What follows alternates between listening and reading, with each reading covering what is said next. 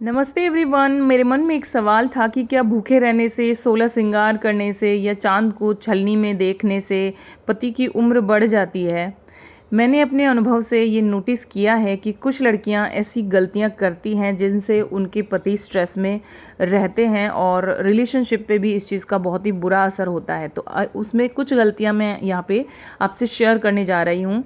तो अगर आप अपनी ख्वाहिशों का बोझ अपने पति के कंधों पर डालकर उनको स्ट्रेस देती हैं या ओवर एक्सपेक्ट करती हैं, व्रत करने का कोई फ़ायदा नहीं है। दूसरी चीज़ है, अगर आपके पति स्ट्रगलर हैं, बार बार फेल हो रहे हैं, तो उनको नीचा दिखाती हैं, ताने मारती हैं, उनको स्ट्रेस देती हैं, या फैमिली के किसी मेंबर से जो सक्सेसफुल हैं उनसे कंपेयर करके उनको नीचा दिखाती हैं, तो व्रत करने का कोई फ़ायदा नहीं है। या फिर आप ओवर स्टेटस दिखाने के चक्कर में या दिखावा करने के चक्कर में अपने परिवार, अपने रिश्तेदारों के साथ उनको कंपैरिजन करके उनके ऊपर आर्थिक रूप से इतना प्रेशर डाल देती हैं कि उस वजह से वो मानसिक रूप से परेशान रहते हैं, तो व्रत करने का कोई फ़ायदा नहीं है।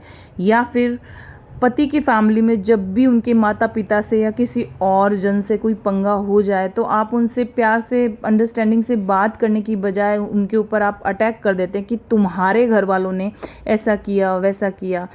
तो बेसिकली मैं ये कहना चाहती हूँ कि इस रिश्ते में ब्लेमिंग गेम से रिश्ते की जो मिठास है वो ख़त्म हो जाती है। तो आपसी अंडरस्टैंडिंग से ही ये रिश्ता चलता है। मुझे ऐसा लगता है कि इस रिश्ते में हर रिश्ते को निभाया जा सकता है। एक बाप बेटी जैसा प्यार होता है, एक दोस्त जैसा अंडरस्टैंडिंग होती है, भाई बहन सी लड़ाई होती है, और पति पत्नी सा प्रेम होता है। तो इस एक रिश्ते में सारे रिश्ते होते हैं। अगर हम थोड़ा सा संयम के साथ एक दूसरे को समझ के, एक दूसरे को टाइम देकर अगर रिश्ते को निभाएं, तो भूखे रहने से, श्रृंगार करने से इस रिश्ते पे कोई फ़र्क नहीं आता। बस हर दिन अपने रिश्ते की मिठास को बनाए रखने के लिए थोड़ा संयम से चलते रहें और ज़िंदगी को खूबसूरत बनाइए। अगर ये वीडियो पसंद आए तो please like, share and subscribe my channel. Thank you.